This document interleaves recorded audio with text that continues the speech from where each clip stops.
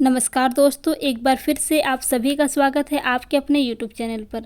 आज की इस वीडियो में हम यूपी ट्रिपल एससी पेट एग्जाम का प्रैक्टिस सेट करेंगे। तो चलिए शुरू करते हैं। आज के क्लास का पहला प्रश्न है, जहांगीर द्वारा किस कंपनी को सूरत में कारखाना लगाने को अधिकृत किया गया था? ऑप्शन ए फ्रांसीसी East India Company, option B United East India Company, option C पुर्तगाली East India Company, option D English East India Company. तो प्रश्न संख्या 1 का जो सही जवाब हो जाएगा, आपका जवाब ऑप्शन डी हो जाएगा। इंग्लिश ईस्ट इंडिया कंपनी को जहांगीर द्वारा सूरत में कारखाना लगाने को अधिकृत किया गया था। प्रश्न संख्या 2, पृथ्वीराज चौहान के विरुद्ध मोहम्मद गोरी के आक्रमण के समय कनौज पर किसका शासन था? Option A Chandel, option B Pratihar, option C Pal, option D Garhwal. तो प्रश्न संख्या 2 का जो सही जवाब हो जाएगा, आपका जवाब ऑप्शन डी हो जाएगा, गढ़वाल। पृथ्वीराज चौहान के विरुद्ध मोहम्मद गोरी के आक्रमण के समय कन्नौज पर गढ़वाल वंश का शासन था। प्रश्न संख्या 3, गुप्त स्वर्ण मुद्रा को कहा जाता था? आपको बताना है क्या कहा जाता था। ऑप्शन ए कासापड़, ऑप्शन बी दिनार, ऑप्शन सी निस्क, ऑप्शन डी सुवर्ण। तो प्रश्न संख्या 3 का जो सही जवाब हो जाएगा, आपका जवाब ऑप्शन बी हो जाएगा, दिनार। गुप्त स्वर्ण मुद्रा को दिनार कहा जाता था। प्रश्न संख्या 4, जैन धर्म में सलेखना से तात्पर्य है? ऑप्शन ए लेखन पद्धति से, ऑप्शन बी उपवास द्वारा प्राणत्याग, ऑप्शन सी तीर्थंकरों की जीवनी, ऑप्शन डी भित्ति चित्र। तो प्रश्न संख्या 4 का जो सही जवाब हो जाएगा, आपका जवाब ऑप्शन बी हो जाएगा, उपवास द्वारा प्राणत्याग। जैन धर्म में सलेखना से तात्पर्य उपवास द्वारा प्राणत्याग। प्रश्न संख्या 5, भारतीय पुरातत्व का जनक किसे कहा जाता था? Option A Alexander Cunningham, option B John Marshall, option C Mortimer Wheeler, option D James Prinsep. तो प्रश्न संख्या 5 का जो सही जवाब हो जाएगा, आपका जवाब ऑप्शन ए हो जाएगा, अलेक्जेंडर कनिघम को भारतीय पुरातत्व का जनक कहा जाता था। प्रश्न संख्या 6, 1833 के चार्टर एक्ट के कुछ प्रावधान थे, नीचे दिए गए कुट के आधार पर सही उत्तर को चुनिए। तो आपको बताना है, पहला, इसने कंपनी की व्यापारिक एकाधिकार को समाप्त कर दिया। दूसरा, इसने गवर्नर जनरल की परिषद की एक विधि सदस्य सम्मिलित किया। ऑप्शन तीसरा जो होगा, इसमें प्रेसिडेंसी को कानून बनाने का अधिकार वापस ले लिया। चौथा है, इसने फोर्ट विलियम के गवर्नर जनरल का नाम बदलकर भारत का गवर्नर जनरल कर दिया। तो आपको बताना है इसमें का सही जवाब क्या होगा, यानी उपयुक्त दिए गए कथन में से कौन से कथन सही है या नहीं। तो उपयुक्त दिए हुए कथन पहला, दूसरा, तीसरा, चौथा यानी सभी सही हैं। तो आपका ऑप्शन डी हो जाएगा, उपयुक्त सभी। प्रश्न संख्या 7, द्वितीय गोलमेज सम्मेलन 1931 में कांग्रेस के प्रतिनिधि के रूप में भाग लेने वाले नेता कौन थे? Option A Mahatma Gandhi, option B Madan Mohan Malviya, option C Sarojini Naidu, option D इनमें से कोई नहीं। तो प्रश्न संख्या 7 का जो सही जवाब हो जाएगा, आपका जवाब ऑप्शन ए हो जाएगा, महात्मा गांधी। द्वितीय गोलमेज सम्मेलन 1931 में कांग्रेस के प्रतिनिधि के रूप में भाग लेने वाले एकमात्र महात्मा गांधी जी थे। आगे बढ़ते हैं। प्रश्न संख्या 8, अखिल भारतीय राजनीति में गांधी का पहला साहसिक कदम था? आपको बताना है, अखिल भारतीय राजनीति में गांधी का पहला साहसिक कदम था। ऑप्शन है सहयोग आंदोलन, ऑप्शन बी रॉलेट सत्याग्रह, ऑप्शन सी चंपारण आंदोलन, ऑप्शन डी दांडी यात्रा। तो प्रश्न संख्या 8 का जो सही जवाब हो जाएगा, आपका जवाब ऑप्शन सी हो जाएगा, चंपारण आंदोलन। अखिल भारतीय राजनीति में गांधी का पहला साहसिक कार्य था चंपारण आंदोलन में भाग लेना। प्रश्न संख्या 9, बंगाल का विभाजन करने वाला गवर्नर जनरल कौन था? आपको बताना है, बंगाल का विभाजन करने वाला गवर्नर जनरल कौन था? Option A Curzon, option B Canning, option C Minto, option D Mayo. तो प्रश्न संख्या 9 का जो सही जवाब हो जाएगा, आपका जवाब ऑप्शन ए हो जाएगा, कर्जन। बंगाल का विभाजन करने वाला गवर्नर जनरल कर्जन था। प्रश्न संख्या 10, 1857 में किसने इलाहाबाद को आपातकालीन का मुख्यालय बनाया था? Option A Lord Canning, option B Lord Cornwallis, option C Lord Wellesley, option D Lord William Bentinck. तो प्रश्न संख्या 10 का जो सही जवाब हो जाएगा, आपका जवाब ऑप्शन ए हो जाएगा, लॉर्ड कैनिंग ने 1857 में इलाहाबाद को आपातकालीन का मुख्यालय बनाया था। प्रश्न संख्या 11, उच्चतम लवणता पाई जाती है? आपको बताना, ऑप्शन ए मृत सागर में, ऑप्शन बी लाल सागर में, ऑप्शन सी महान साल्ट झील संयुक्त राज्य अमेरिका में, ऑप्शन डी वान झील टर्की में। तो प्रश्न संख्या 11 का जो सही जवाब हो जाएगा, आपका जवाब ऑप्शन डी हो जाएगा, वान झील टर्की में। वान झील टर्की में उच्चतम लवणता पाई जाती है। प्रश्न संख्या 12,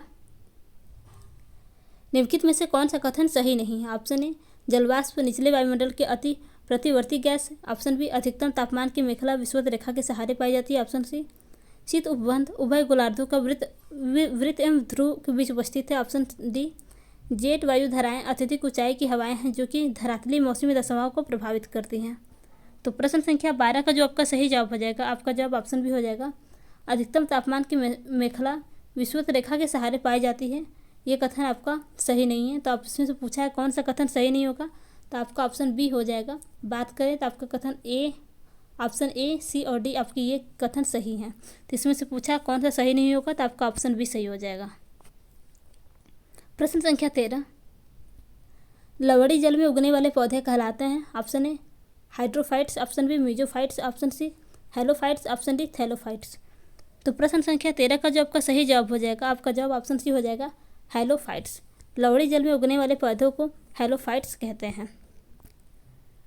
प्रश्न संख्या 14, सूची 1 को सूची 2 से सुमेलित करना है। आपको बताना है कि किसका कौन सा ऑप्शन होगा। तो बात करें दिल्ली, तो दिल्ली का जो होगा आपका दूसरा हो जाएगा अर्ध शुष्क। उसके बाद बात करें मुंबई, मुंबई का आपका उष्ण आर्द्र हो जाएगा। उसके बाद बात करें जोधपुर, तो जोधपुर का शुष्क हो जाएगा। और शिलांग की बात करें तो शिलांग का आर्द्र हो जाएगा। तो चलिए मिलाते हैं किसका कौन सा जवाब सही होता है। तो इस प्रश्न का जो सही जवाब हो जाएगा, आपका जवाब ऑप्शन सी हो जाएगा। प्रश्न संख्या 15, 2011 की जनगणना के अंतरिम आंकड़ों के अनुसार भारत का द्वितीय सर्वाधिक जनसंख्या वाला राज्य है। Option A Andhra Pradesh, option B Bihar, option C Maharashtra, option D Paschim Bengal.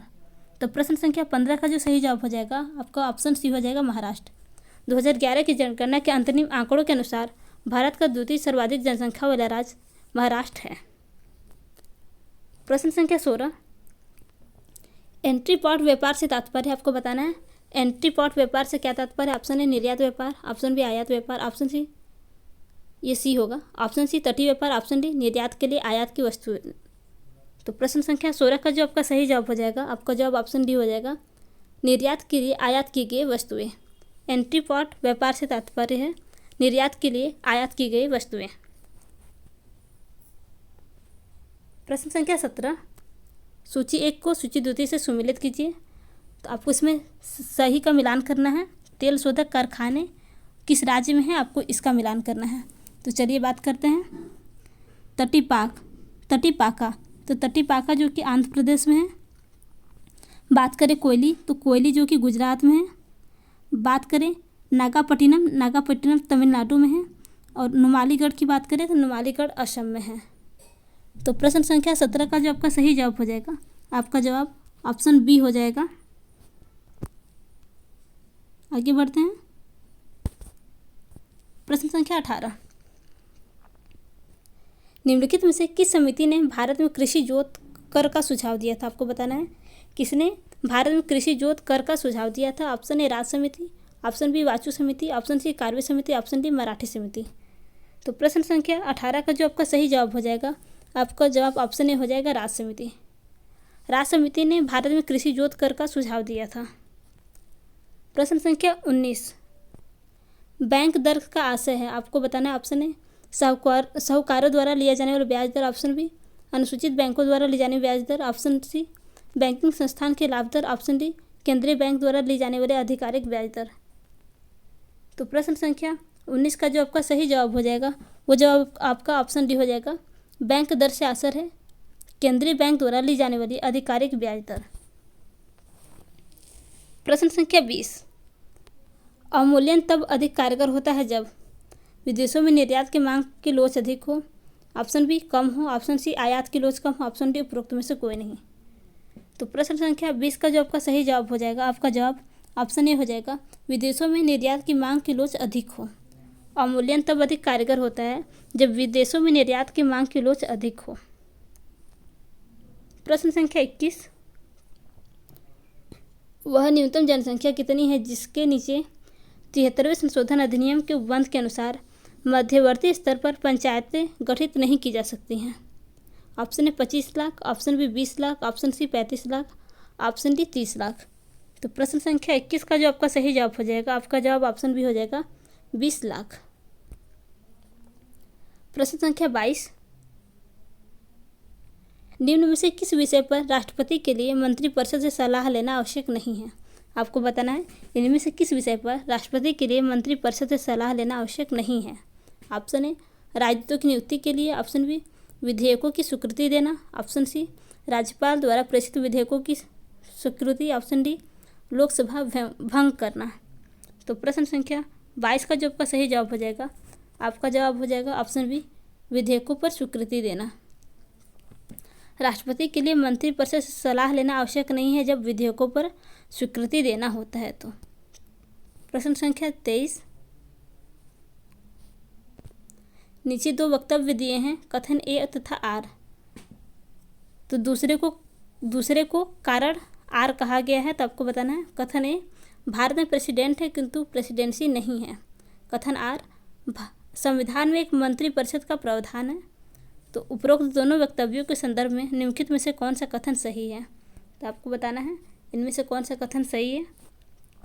Option A की बात करें तो ऑप्शन ए और आर दोनों सही है तथा आर ए की सही व्याख्या करता है। बात करें ऑप्शन बी की, तो ऑप्शन बी ए और आर दोनों सही है किंतु आर ए की सही व्याख्या नहीं करता है।